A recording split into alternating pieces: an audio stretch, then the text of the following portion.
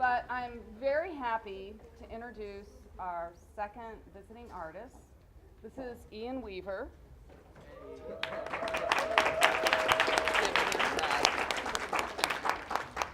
And Ian Weaver is an assistant professor at St. Mary's College in South Bend, Indiana.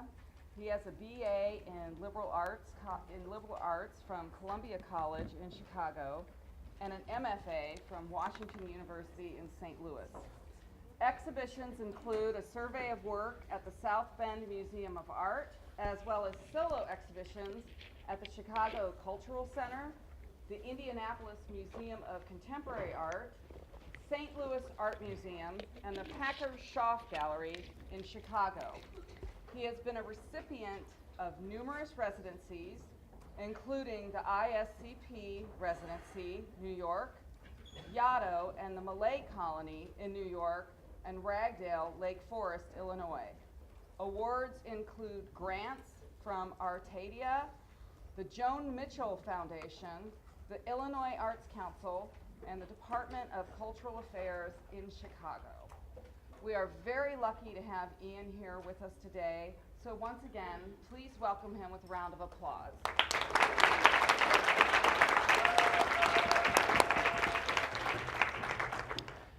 So thanks a lot for coming out, guys. First of all, can everybody hear me? All the way in the back?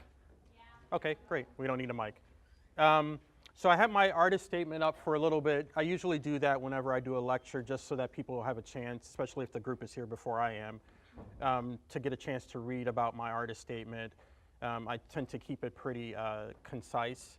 I thought I would just go over that really quickly with you guys, and then go over the work that I brought with you. It spans probably about 10 years or so, and hopefully we'll have a little bit of time left over for questions. So my work, Interdisciplinary and Format Narrative Content, utilizes a variety of media, such as drawing, collage, sculpture, installation, and film, which act as metaphors for fracture. So I'm interested in how we as individuals and communities construct our own identities, histories, and memories. We do this through our commemorations and the objects we construct and archive.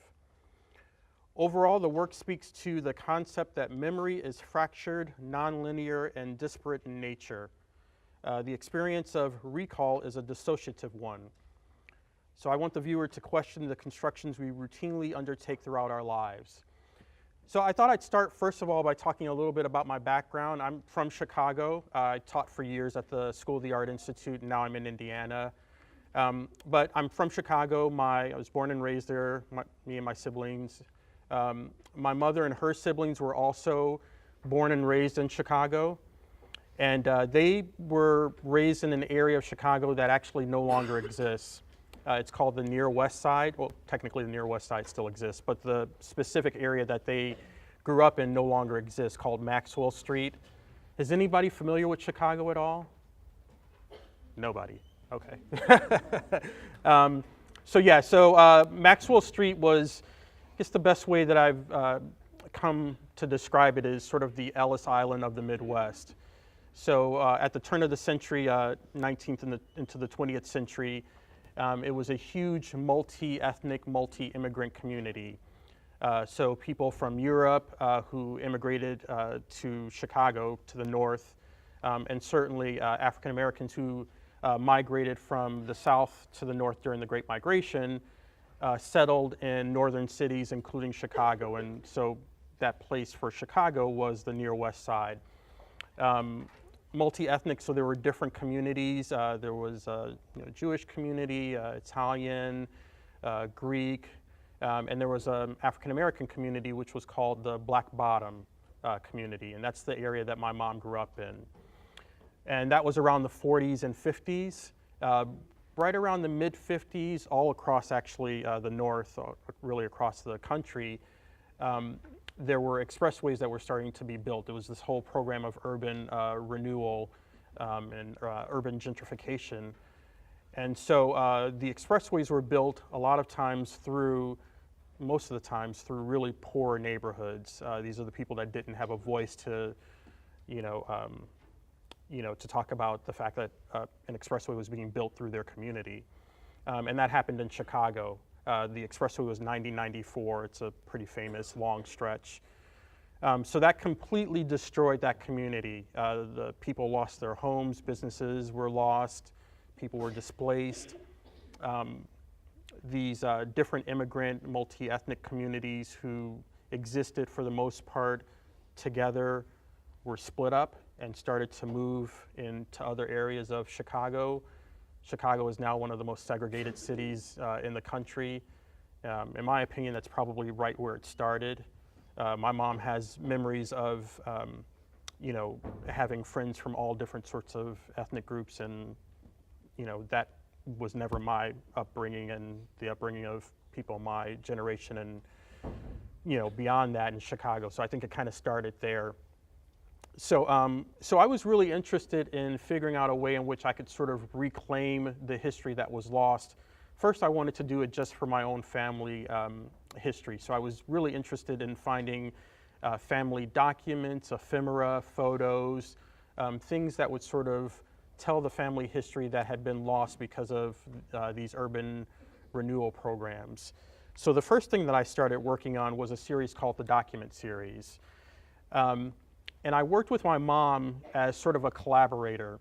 So I asked her to find any family documents that she could, anything at all that related to the family's history within that Black Bottom community.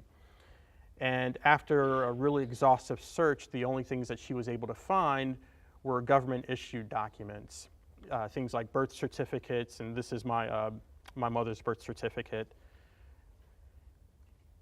My great-grandmother's death certificate. So birth certificates, death certificates, marriage licenses, divorce decrees, Social Security cards. So this was sort of the treasure trove of our family history in that community.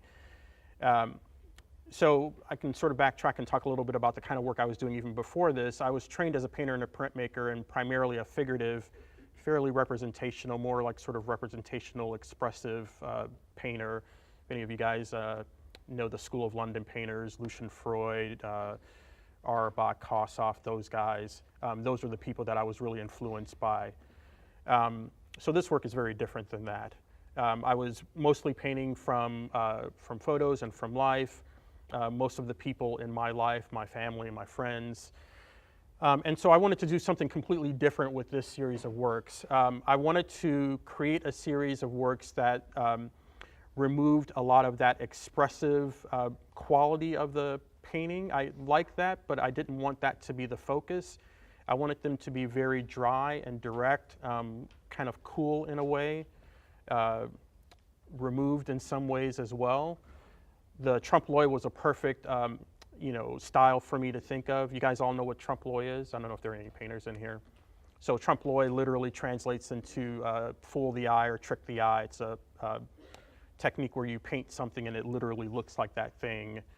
And so the viewer is tricked into thinking whether this is real or not. So that was really important to me at the very beginning of doing this series because, and you'll see, it led to other ideas about what's real and what's not. What the viewer is able to sort of ascertain about the information that they're receiving, if this is factual or fictive. That's a big part of what I'm working on. But so just to let you know, the entire series is made up of 10 paintings, this document series, and they're all documents that my mom found. So they are existing documents painted in this style. But when people saw the series, they weren't sure whether or not these were completely fabricated because of the style of painting that they took on. So that was really important to me. So again, I'll run through a few of these. My great-grandmother's death certificate. They're all oil on panel. There's no printmaking involved, so I do have a background in printmaking, but there are no transfers or anything like that. Really just very long, arduous painting, basically. And this is a letter from my grandmother to my mother. My mother didn't grow up with her grandmother. It's the only sort of, like personal document that my mom was able to find, which is really interesting because I don't know how well you can read it, but it's pretty cold.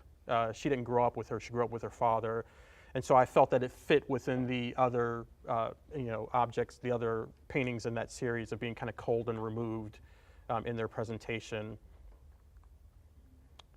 Grandfather's death certificate.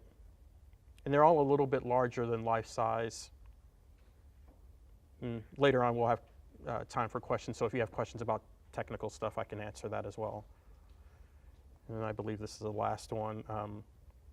My mom's Social Security card, which ironically is, it's called redacted, but partly because her number is actually underneath that block. So I did it with the number exposed. I don't know why I did that. I wasn't thinking. And my mom said, maybe that's not a good idea to have my Social Security number out there. So I painted a block over it.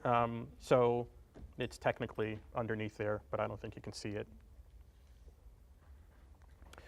So, after doing that series of works, I was really kind of disenchanted, partly because I felt like, I was documenting the family's lost history through this entity that played a role in destroying the family's history, so this government entity.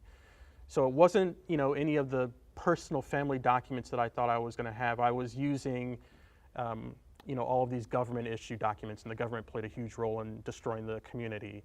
So I felt that was kind of problematic.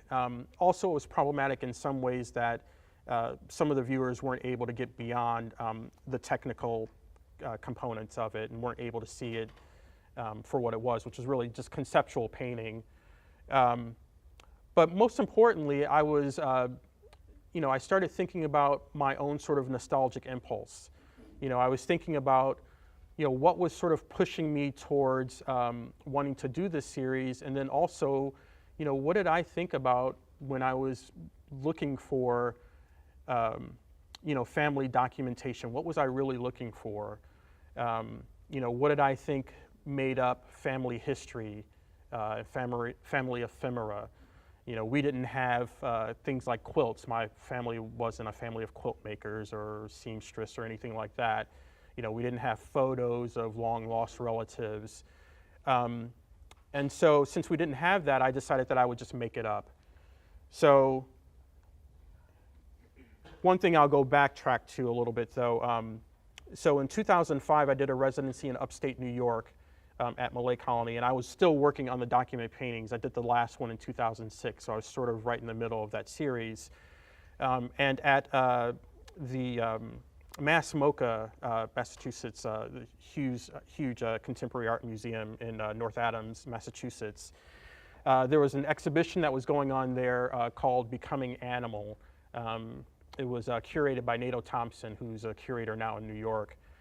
And it was made up of a lot of artists who were in some ways dealing with this sort of idea of transformation or a metamorphosis from an animal to a human or vice versa. Some were literal. They made sort of animal-human sculpture. Some were much more conceptual. But I was introduced to this artist, Anne-Sophie Seiden, and she's a German artist who lives partly in Berlin and partly in New York.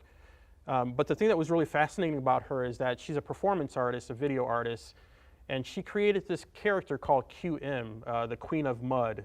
It's a character that she physically embodied for 10 years. I mean, off and on. She wasn't covered in mud for 10 years, but, and off and on, she had interactions with people out and about in society. And I thought that was really fascinating, but the thing I found really fascinating, which was at Mass MoCA, is that she created an ethnographic museum. So she created a museum for this QM character. So again, you imagine a character who is completely fabricated, doesn't exist obviously at all, but then creating this really believable museum experience for the viewer. So it was complete with clothing and garments and videos and cassette tapes. She made a 30-minute film about the character's life and creation. So it really made you believe in the verisimilitude, the realness of this existing character. So I found that really pretty powerful. The other influence, I don't know, have you guys ever been to this place before? Museum of Jurassic Technology in Culver City, like Los Angeles, basically, LA County. So it's a museum that's made up of completely fabricated displays. The guy that runs it, David Wilson, is a real character. He doesn't let on that any of this stuff is completely fabricated. He has a small crew of people, interns, who help to build the vitrines and the set pieces. I have a really bad image of that that I pulled off the internet. But what I gained from this was that there was a way that I could physically create this museum experience. So I started putting together these two influences, the Anne Sophie Sidon and then the Museum of Jurassic Technology. And I thought, well, maybe I could do something like that. I could create my own faux history museum that would be dedicated to the community that my mom grew up in that no longer exists. And then it would give me freedom, to start to, create all of these different things that in my nostalgic impulse didn't exist, but I wish that they had always existed. So my thesis project was a Black Bottom History Museum. So a history museum created specifically and solely for that Black Bottom community that my mother and her siblings grew up in. And it's made up of three different sort of layers or hierarchies or types of objects. So there are objects in here that exist that never existed before. So things I completely fabricated and created. There are other things in here that existed in one form that I somehow altered. So assemblages or collages, which were really important for me. And then there are things that existed that I didn't alter in any way, but that I gave a completely new provenance to, a completely new history to. And all three of those aspects needed to work for me. So I did all of the creation of the vitrines. I built the vitrines and the glass tops. The objects, like I said, some of them were things that I found. The shoes were on eBay. The locket was from eBay.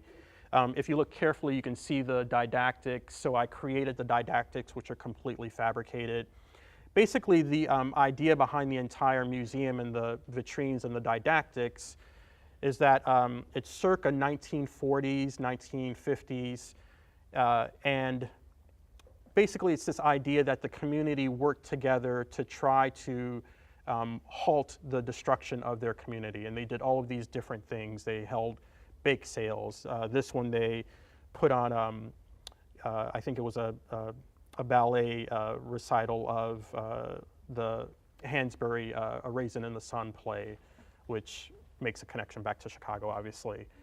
But all of these things were fabricated, and it was this idea of, how could I, as working as sort of an archivist, talk about the way in which the community would sort of ostensibly try to fight for, their livelihood, their community. I was also really interested in ethnography. In Chicago, at the Chicago History Museum, there's a display on Lincoln's deathbed, and it's a really funny display. It's very odd. The bed itself is really short, and Lincoln was like 6'4". So they talk about how Lincoln had to be placed sideways on the bed. There are all these like strange little like trivia kind of elements when you go to history museums. They're archived and they're curated in a way completely different than an art museum. A lot of times it's just like kind of straight across, display of things. So, but I like that. It's just kind of matter of fact. So I made a typical Black Bottom home. One of the things I was really interested in was also this play on history as being this nonlinear and kind of fractured experience for the viewer. So all throughout this history museum, there are elements that would not have existed during the 40s and 50s. There's a quilt that I actually built hanging on the wall that's also acting as a tapestry. Photos on the back wall. I think I have some close-up of the quilt. Any printmakers in here at all? No? Okay. The bells are reductive prints. The Jet magazines are all from the 60s and 70s. So I really wanted people to walk through this museum and have this, this sort of dissociative kind of like, fractured experience as well with the timeline. And I wanted them to question why the timeline was wrong, which actually did happen.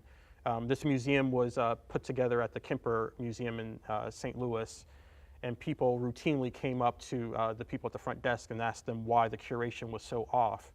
Why was there stuff from the 60s and this was supposed to be from the 40s, and what's wrong with your curators and things like that. One really funny thing, I don't know if are there any football, well, I'm in Texas. Are there any football fans here? Okay. Who's that guy in the front there on the Jet magazine?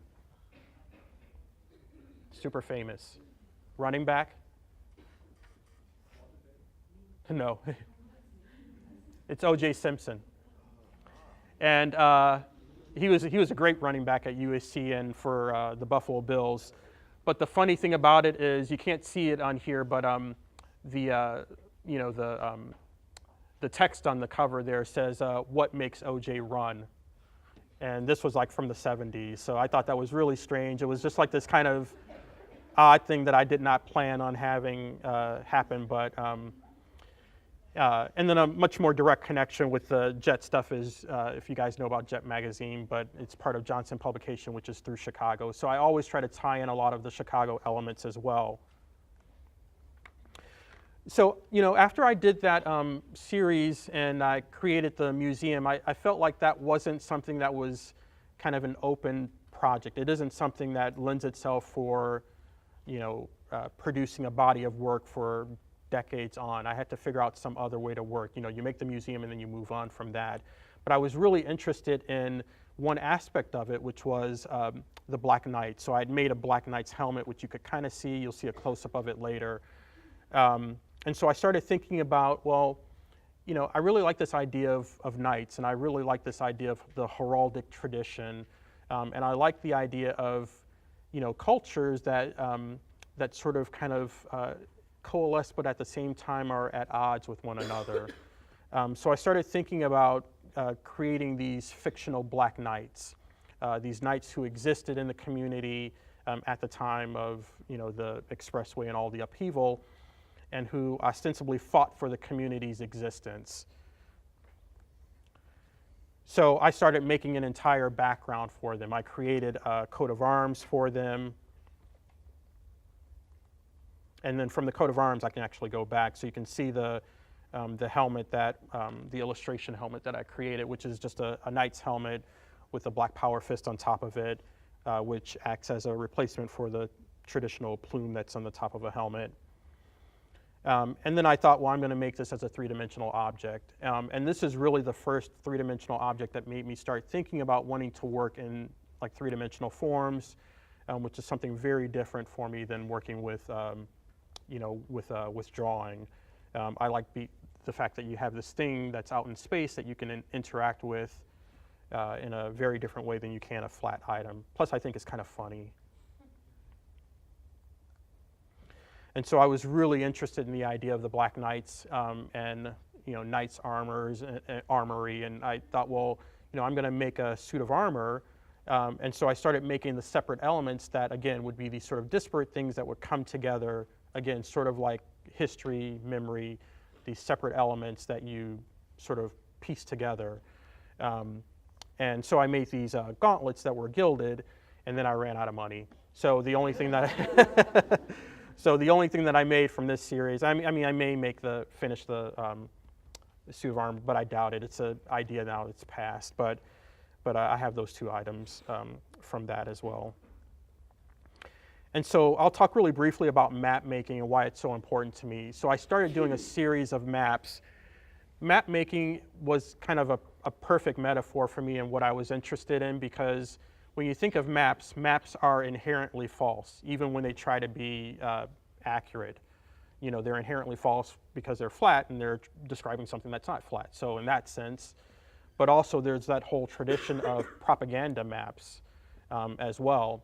And there's the idea of, some regions are considered are shown much smaller than they actually are in reality compared to another region. So there's the political aspect of it as well. But maps always talk about geography, they talk about place, they talk about displacement, they talk about migration. So all of the things that I was really interested in, maps were kind of perfect for. Plus, as a historical element, they are ephemera.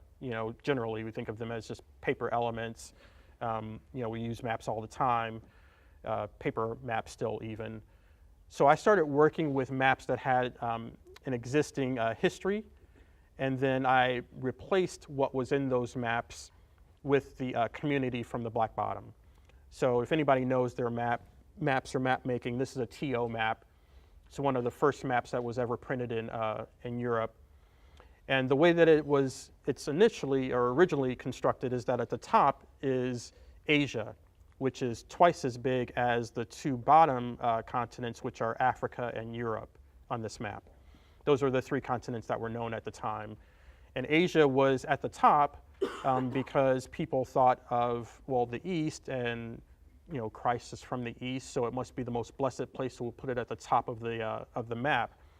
It's also oriented to the East, which is rare because most maps are oriented to the North, obviously. So I thought that was really kind of brilliant.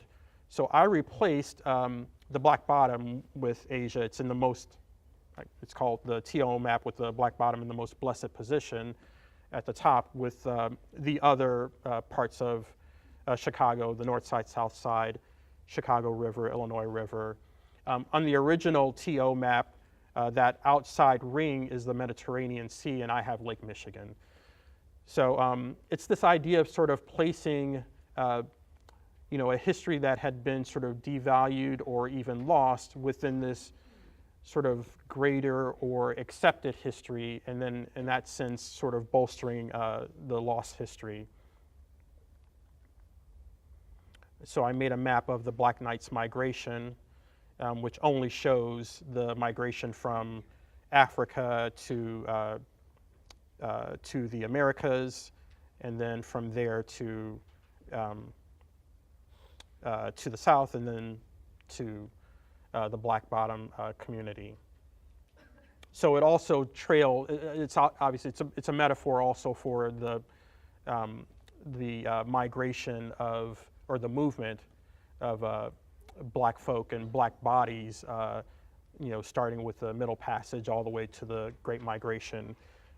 But I also was formally starting to think about really kind of simplified and reduced ways of mark making. And then I did this one, which isn't very reduced or simplified or any of those things. So I kind of go back and forth. This is the Maxwell Street Market. So that was a big part of the Maxwell Street area, places where immigrants could go and buy, clothing or food at a discounted rate, and then also other immigrants could have their own shops. Ironically, that was destroyed by the community, by the city as well, and then it was moved and sanitized to a parking lot in back of a Dominic's grocery store. So, and another simplified one. So if you go back here, I have at the top there the Black Knights headquarters, and then a blueprint of the Black Knights headquarters. So I was starting to think, even though I was really interested in this idea of a non-linear format, at one point I started thinking about, well, is there a way in which I can sort of tell this story as sort of like a novel, like from one point to the other, from the migration to settling to fighting for the community and things like that. So I wanted to show some of the most recent work. There are a few things in here that are sort of like separate, like extant pieces. They don't really fit within a series, but they're things that I've made. I've always been really interested, like I said, in printmaking and stamp making. I started doing stamp making because I wanted a way in which I could literally, stamp my designs into my paintings, paintings on wood. So I was making those on relief carvings in rubber. And then I started really liking the stamps as objects. So I just decided to start making stamps that weren't things that could be used. This stamp right here is an unusable stamp. You'll see why in a second. But it's 18 inches in diameter. It's a polymer plate. I won't get into too much of that, but if anyone wants to know anything about the technical components, I can talk to you about that as well. But some views of it. So basically it's just straight across. So at 18 inches, if I inked that up and stamped it, it would only stamp right in the center. Usually a big stamp like that has to be curved so that you can rock it in order to print it. So it's not a usable stamp at all. It's a faux item, and it's a seal for the community. But I did like the actual seal of it, like the design, so I did make a print of that as well. And this one is a silk screen. And ironically, after I leave here, I'm going to UT Arlington, and I'll be making another edition of this print with Wild Pony editions. So if you guys are in Arlington, you can stop by and say hello. And so then finally, the last series that I started working on, which is the last show that I had back in Chicago, it came down in April 2015. I really started thinking about this idea of, working with this series in like a novel format. So, I wanted to kind of slow things down and, work with each aspect of the knight's history in chapters. So the first chapter is called Migration. The entire title of that exhibition is Black Knight's Archive, Chapter 1, Migration. And so this allowed me to just work with the objects and the images related to migration and not really have anything else come into play yet. The other chapters, as they develop, will develop. I don't want it to be planned. I don't know that they'll be linear. I think it will be non-linear in some ways. But this allowed me to just focus on the actual objects and images related to migration. So one of the first things that I created was, it was a found anchor that I made a casting of, and the casting is sand from the shoreline of Lake Michigan. And so then I also made a series of large, so I'm really interested in photography, so I made a series of large photographic prints that I then transferred using a matte medium, and then I went back into them and sanded them. They come back, and I wanted to do some other things on top of them as well. A lot of times I have work come back that I rework and then send it out again.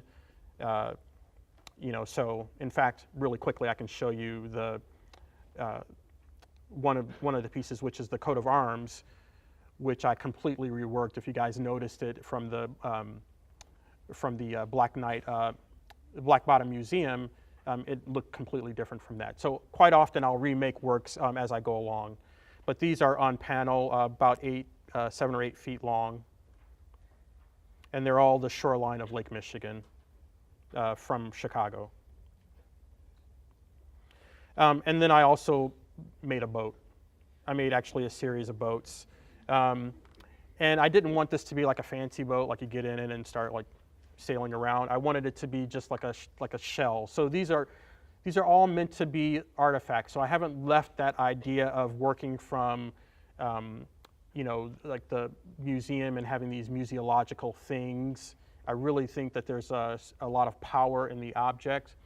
And with my students, I rail against the idea of this sort of post-object period that I think we're actually coming out of now, kind of post-studio, post-object. I really believe in the power of a space, a place, and then a thing, and how these things have histories to them. This doesn't have any history. I've made it, so it's a faux artifact, but it's in keeping with the idea that I'm doing this idea of constructing a history. And these last few are installation shots from the Cultural Center. This one in the foreground is obviously another boat that I made. It's about 19 feet long, about 6 feet wide, about 4 feet tall. another shot of it. I really like it. For me, it was almost like a drawing in space, really linear, very different from the other hull. The two of them together are called Fleet. If you can see through that sliver, there's a video in the back. I also made a globe, and the globe is actually just a globe projection of the flat migration map that you saw earlier. And this is a still from the film that I made. So I've been really interested lately in working with 16 millimeter film, found film. So I go on eBay and I look for film, and usually I search things like migration or water or whatever, at least now, because that's what I'm interested in. I get the film, I project it. I have hand editing film equipment from like the 1920s, a hand splicer, a guillotine splicer. And so I cut out parts of it and I reassemble it to make a new film. So for me, it was a perfect metaphor for this idea of construction. I mean, it's literal construction. It's a collage like I've been doing with my drawings, but it's also, this idea of a construction of, this narrative, basically, even though it's not a narrative film at all in any way. So what I'm going to do is come out of this. It's only 1 minute 31 seconds, so I'll show that to you.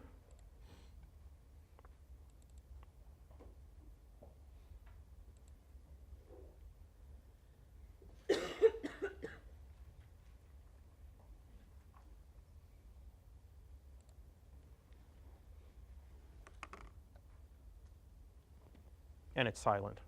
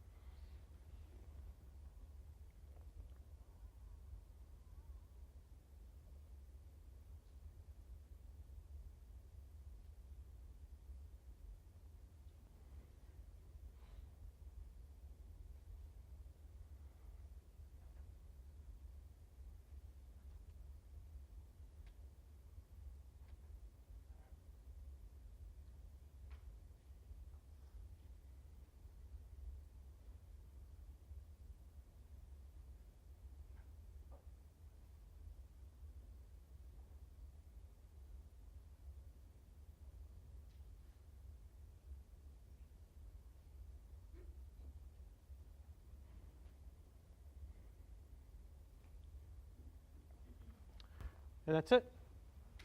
Thanks a lot.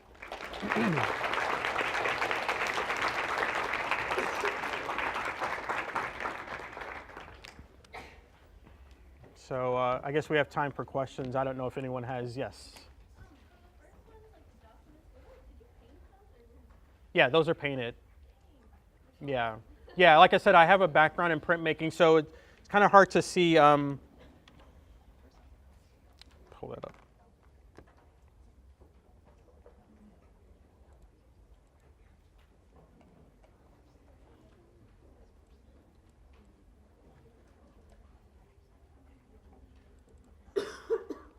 So if you kind of look at this one here, you can see in the like upper, I don't know what it was, but like kind of in the upper right-hand corner by the county clerk, there's kind of an impression that looks like it's stamped in there. That was kind of gouged with a printmaking stylus. But yeah, I mean, small brushes. There are a couple of different techniques. For this one, it was really a reductive technique. I painted the entire area black, and then kind of like a scratch board, scratched away a lot of the surface, which is why a lot of that text down there in the middle and bottom part is really kind of illegible. It's more kind of formal than it is readable. Yeah. Yes? Out of all the mediums you work with, which one would you have to say is your favorite? Right now, it's sculpture as a form. wood, I guess, as a medium, yeah, material. Yeah, I really like working with, I like being in the wood shop. You know, there are a lot of problems that it presents, things to solve, and for me, art making is really interesting when it's about problem solving. I think at its core, it's problem solving. You know, it's not like some muse waiting to tell me how to do something. It's like me going in there every day trying to figure something out. Yes? And so with all these different type of mediums you work with, do you have formal training in like all of these, or is it more just experimentation and you learn by yourself? Well, my formal training is as a painter and a printmaker. So at my core, at my base, I'm always doing some sort of drawing. So even the photos that are coming back, the large scale ones, I'll draw back into those. So that's where my formal training comes from. With the woodworking, I picked that up really in grad school. I had a great teacher at WashU, Ron Lex, who basically for 2 years, every day, worked with me in the wood shop. The things that are metalworking, I mean, I know my limitations. There's no way that I would, you know, all of a sudden learn how to become a metal smith. So I make my maquettes. I feel like I need to make some part of the work. I don't want to ship everything off to someone to fabricate. So I do a maquette of them. Like the globe, I made a small maquette out of a wooden ball, like a bocce ball. I carved that, and then I sent it to the fabricator, and then we worked together. I went out and to his shop, and we worked on it together. Yeah. Yes. Is there an opposite figure that changed there? Have you ever thought of reintegrating elements of that in your work? Or I haven't. Yeah, I mean, I you know, I think the figure represents. It's a funny thing. There was someone who did a review of my work. The show that was at IMOCA before it came to the Cultural Center, so it was in a reduced form. And one of the things that he remarked about was that that even though I was talking about people and places, I was doing it with things that were completely unpeopled.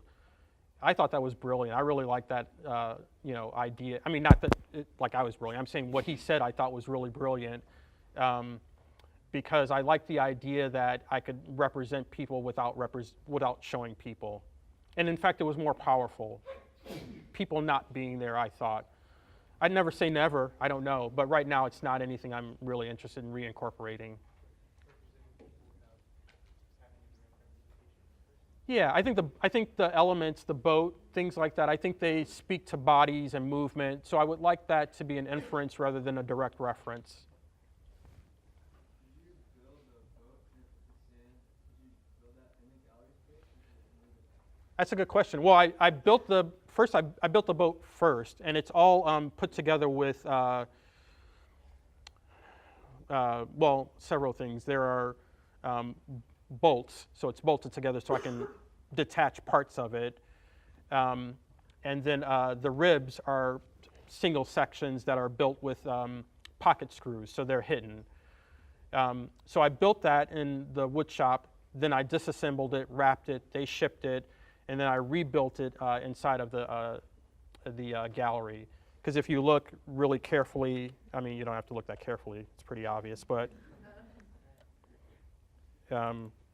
you can see with the window here, that space, there's absolutely no way, yeah, it's even more obvious. There's no way to be able to fit in through that. I mean, it's really narrow, that opening. So I had to have a way in which I could build it, take it apart, and rebuild it in that space. Is that like real sand? It's play lot sand and real sand kind of mixed together. Did it get like messy? It did a little bit. So I mean, I wasn't their favorite person after that, but underneath it, we cut sort of like a little island shape out of plastic, just like drop cloth plastic, and so the sand is sitting on that. My preference, like I'm not crazy. I like the installation, but I would have liked for it to be like the entire area covered with sand. To me, in some ways, it's a little too clean, you know, and precise. So yeah, but it did migrate. No pun intended. But Anyone else?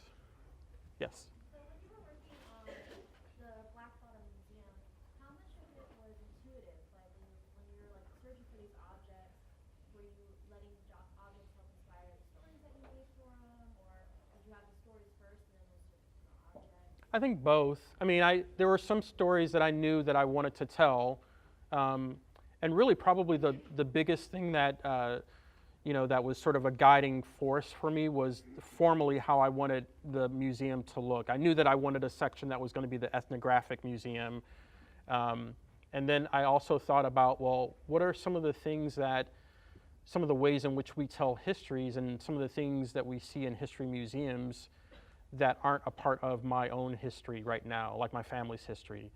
So there's, for instance, the myth that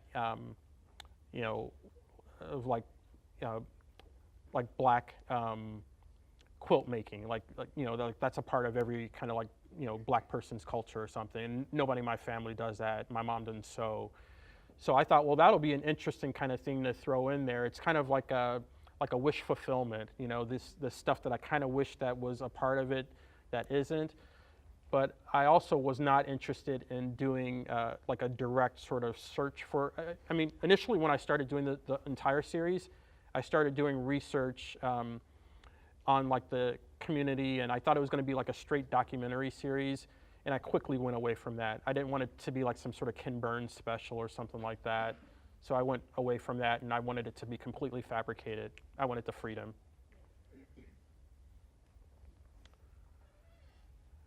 Yes? Do you have a lot of stories about Black Bottom, which is a neighborhood you never really grew up in, but your family did? Have you ever thought of bringing in more elements from your childhood than your experiences into the museum, or is it just about? A lot of people have asked me about that, like, is it ever going to come up to the present or to the future? Right now, I doubt that it will. I don't know if you guys know Carol Walker, a pretty famous artist, and she had this huge installation of like a sugar sculpture that was in New York that no longer exists, and it basically told the story, without going into all of it, it told the story about the history of sugar and about slaves who had to work those like fields. And I thought it was really interesting because she was quoted about, when are you going to start moving towards like the future or even the present? And she said, well, I think sometimes people want to rush into like to forget the past too quickly. And so I would probably be in her camp with that. I think sometimes we want to rush to forget the past too quickly. And I like staying in that area. I don't necessarily need it to be about me. So, yep. We're out of time, but Okay. once again, please thank Ian Weaver for being here.